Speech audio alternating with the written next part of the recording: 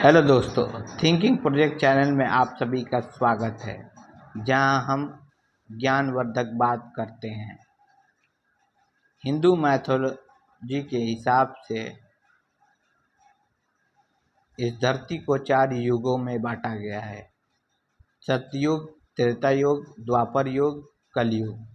इन सब युगों का अपना अपना महत्व है। आइए जानने की कोशिश करते हैं कि कली यानी कलयुग का दानव। हिंदू धर्म में काली वो प्राणी है जो कलयुग के दौरान शासन करती है और हिंदू संरक्षक देवता विष्णु के 10वें और अंतिम अवतार कल्कि की दासी के रूप में कार्य करती है। कल्कि पुराण में वर्णन है कि एक विशाल प्राणी कालिक के रूप में बड़ी जीव और भयानक दुर्गंध के रूप में किया गया है। अपने जन्म से ही उन्हें उपस्थित पूजा का वर्णन प्राप्त है। कल्कि पुराण कहता है कि इस असुर राक्षस ने जुआ, शराब, वेश्यावृत्ति, वध और सोना को अपने अस्थायी निवास के रूप में चुना है। संस्कृत अंग्रेजी शब्दकोश में कहा गया है कि काली पौराणिक प्राणियों के एक वर्ग गंधर्वों से संबंधित और कुछ लोगों द्वारा जुए का शौकीन माना जाता है। काली की उत्पत्ति कैसे हुई? कुछ लोगों का मानना है कि समय के 4 युग सत्य, त्रेता, द्वापर और कलयुग के नाम वैदिक काल के दौरान लोकप्रिय पासे के खेल से पासा फेंकने के नाम पर रखे गए हैं। उनका क्रम प्रत्येक थ्रो की अनुकूलता से मेल खाता है। सत्यता सबसे अच्छा थ्रो है, जबकि काली को सबसे खराब माना जाता है। महाभारत के दौरान राजा नल ने काली की अशुद्ध आत्मा को एक विभीड़का वृक्ष पर उतारा, जिसके फलों में मेवे होते थे, जिनका उपयोग वैदिक पासा खेल के लिए पासे के रूप में किया जाता था। इसके लिए न केवल काली का नाम बल्कि जुए के प्रति उसकी रुचि और बुरे होने की प्रतिष्ठा भी इस पासे के खेल के उत्पन्न हुई होगी। काली की जन्म की कथा का क्या रहस्य है?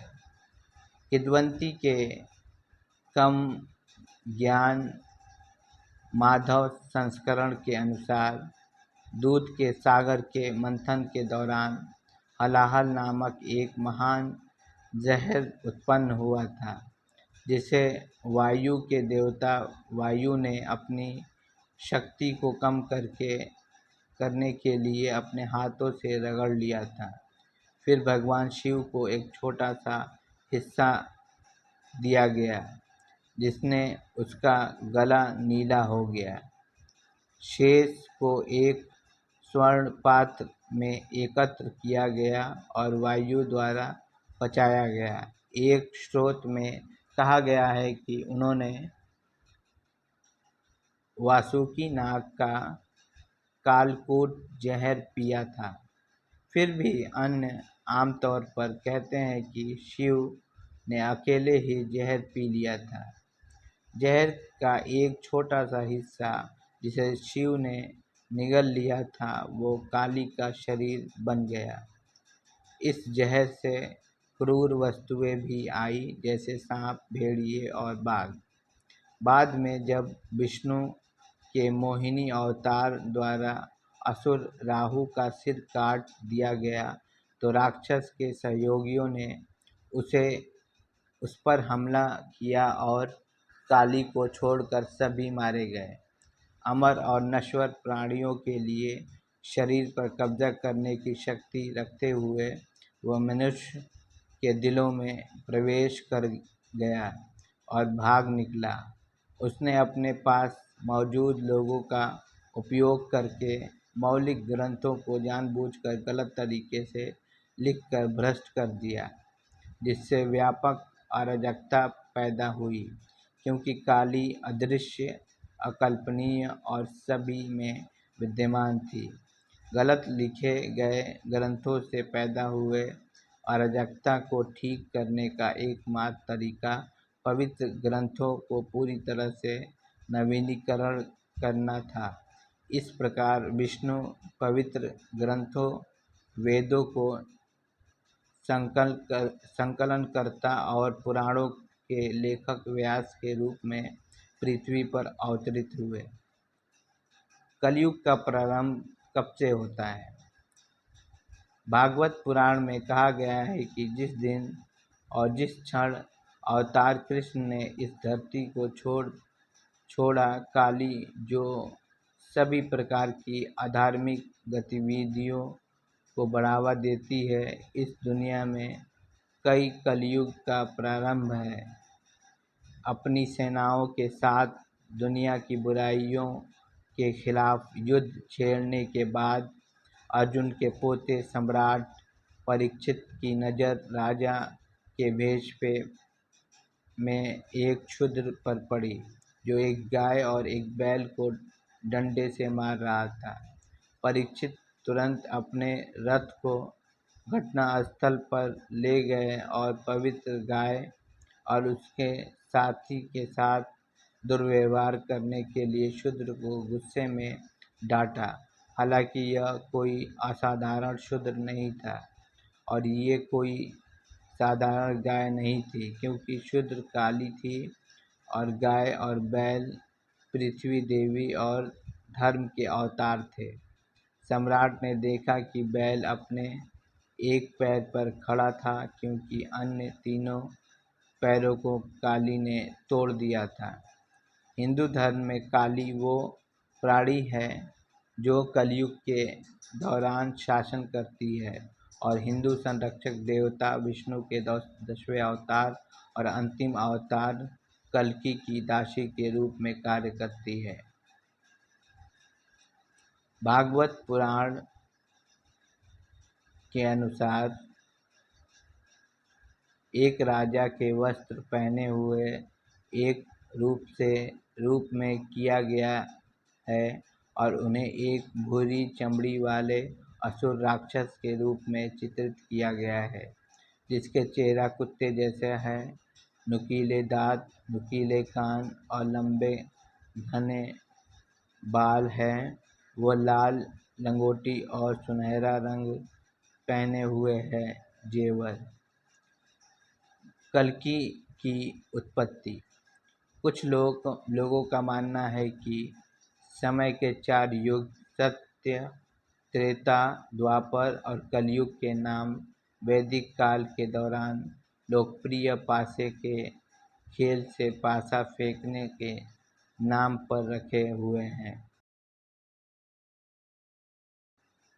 प्रत्येक थ्रो की अनुकूलता से मेल खाता है। सत्या सबसे अच्छा थ्रो है, जबकि काली को सबसे खराब माना जाता है। महाभारत के दौरान राजा नल ने काली की अशुद्ध आत्मा को एक विभीड़ता वृक्ष पर उतारा, जिसके फलों में मेवे होते थे, जिनका उपयोग वैदिक पासा खेल के लिए पासे के रूप में किया जाता था। इसलिए न केवल काली का नाम, बल्कि जुए के प्रति उनकी रुचि और बुरे होने की प्रतिष्ठा भी इस पासे के खेल से उत्पन्न हुई होगी। काली के जन्म की कथा। किंवदंती के कम ज्ञात माधव संस्करण के अनुसार दूध के सागर के मंथन के दौरान हलाहल नामक एक महान जहर उत्पन्न हुआ था, जिसे वीर्य वायु के देवता वायु ने अपनी शक्ति को कम करने के लिए अपने हाथों से रगड़ लिया था। फिर भगवान शिव को एक छोटा सा हिस्सा दिया गया जिसने उसका गला नीला कर दिया। शेष को एक स्पर्श पात्र में एकत्र किया गया और वायु द्वारा पचाया गया। एक स्रोत में कहा गया है कि उन्होंने वासुकी नाग का कालकूट जहर पिया था। फिर भी अन्य आमतौर पर कहते हैं कि शिव के अकेले ही जहर पी लिया था। जहर का एक छोटा सा हिस्सा जिसने शिव ने निगल लिया था वह काली का शरीर बन गया।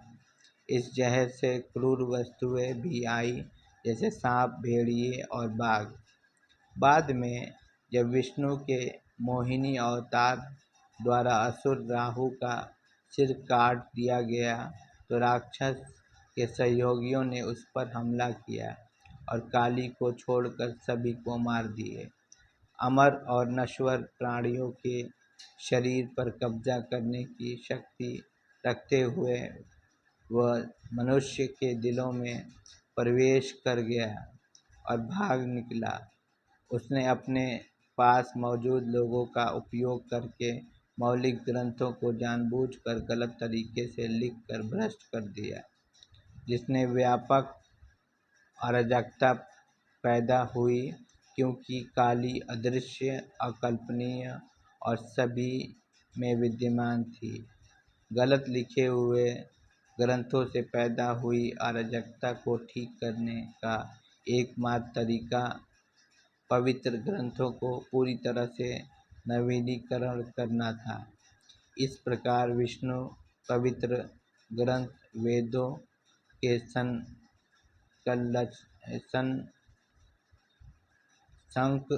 संकलनकर्ता और पुराणों के लेखक व्यास के रूप में पृथ्वी पर अवतरित हुए। परीक्षित और काली।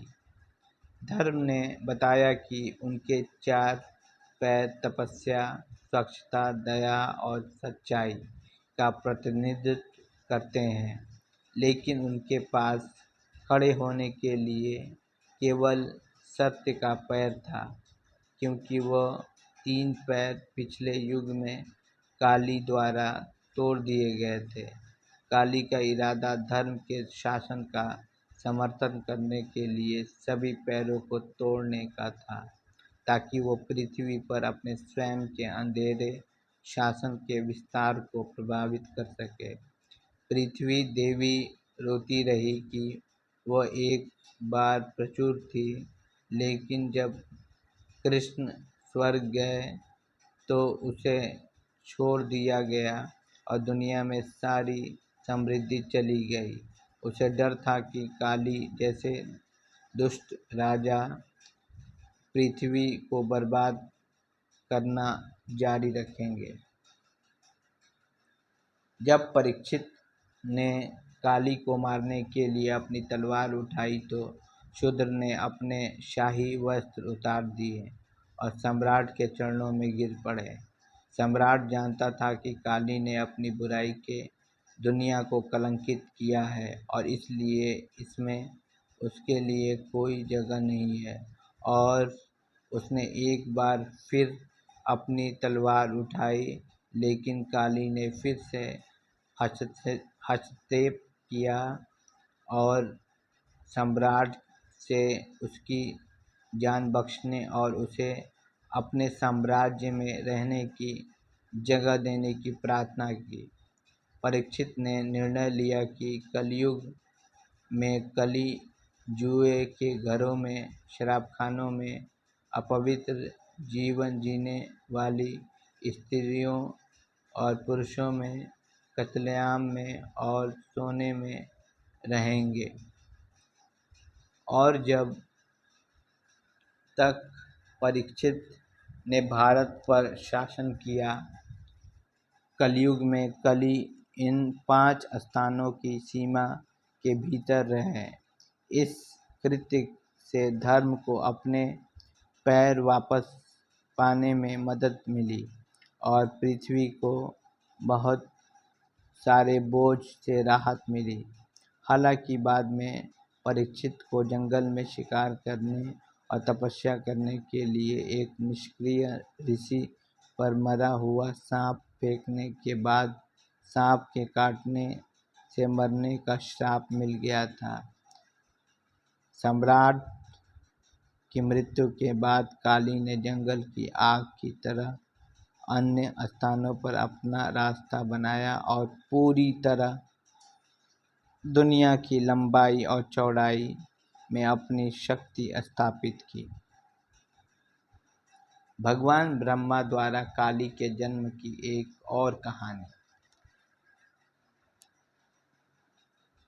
कल्कि पुराण की शुरुआत में काली के वंश का वर्णन किया गया है, जो उनके परदादा ब्रह्मा ने शुरू होता है और उनके बच्चों के जन्म के साथ समाप्त होता है। दूध के सागर के मंथन में विष से पैदा होने के कारण के बजाय वो ब्रह्मा की पीठ से पैदा हुई अनाचार राक्षसों की एक लंबी श्रृंखला का उत्पाद हुआ। प्रलय काल समाप्त होने के बाद ब्रह्मांड के विघटन को तेज करने के लिए ब्रह्मा द्वारा काली और उसके परिवार की रचना की गई। जब उनका परिवार पृथ्वी पर मानव रूप में धारण करता था, तो वे द्वापर युग के अंत और कलयुग की शुरुआत लाने के लिए मानव जाति के दिल और दिमाग को और अधिक दूषित कर देते थे। कलयुग के पहले चरण के दौरान वर्णाश्रम टूट गया और मनुष्य द्वारा ईश्वर पूजा छोड़ दी गई। दूसरे, तीसरे और चौथे चरण में दौरान मनुष्य भगवान का नाम भूल जाता है और अब देवताओं को यह यज्ञ प्रसाद नहीं देता है। यह वह समय है जब भगवान विष्णु ने ब्रह्मांड को काली के अंधेरे प्रभाव से मुक्त करने के लिए देवताओं और संपूर्ण मानव जाति के नाम पर कल्कि के रूप में अवतार दिया था। परिवार वंश। काली ब्रह्मा के प्रपौत्र हैं। वो क्रोध और उसकी बहन से पत्नी बनी हिंसा का पुत्र है। इसके अलावा वह दंभ और उसकी बहन माया भ्रम का पोता है। वह अधर्म, अनुचितता और उसकी पत्नी मिथ्या झूठा का परपोता है। अधर्म मूल रूप से ब्रह्मा की पीठ से मलिन पटाखा एक बहुत ही अंधकारमय और घातक पापी वस्तु के रूप में बनाया गया था। इस अंधकारमय पापी वस्तु का अधर्म में विश्वास कलयुग और उसकी अप्रिय शाखाओं के विकास को दर्शाता है। विष्णु पुराण में काली के वंश को अलग ढंग से बताया गया है। अधर्म दृष्ट की पत्नी हिंसा थी, जिससे उसे एक बेटा अनृत, झूठ और एक बेटा निकृति, अनैतिक पैदा हुई। उन्होंने अंतर्जातीय विवाह किया और उनके 2 बेटे हुए थे, भय और नरक, और उनके जुड़वा बच्चे 2 बेटियां, माया और वेदना, जो उनकी पत्नियां बन गईं। भय और माया का पुत्र जीवित प्राणियों या मृत्यु का नाश करने वाला था और दुख, दर्द, नरक और वेदना की संतान थी। मृत्यु की संतानें व्याधि, बीमारी, जरा, क्षय, शोका, दुख, तृष्णा, लालच और क्रोध थी। इन सभी को दुख देने वाला कहा जाता है और इन्हें विकार अधर्म की संतान के रूप में जाना जाता है। वे सभी बिना पत्नियों के बिना हैं। आगे हम समझेंगे कि कल्कि अवतार और कली से कैसे युद्ध हुआ और इसमें जीत किसकी हासिल हुई। आशा करता हूँ कि मेरा ये वीडियो आपको पसंद आया होगा। अगर पसंद आया होगा तो लाइक करें, शेयर करें, सब्सक्राइब करें और हाँ, कमेंट्स करना ना भूलें और अपने दोस्तों के साथ साझा ज़रूर करें। जय हिंद।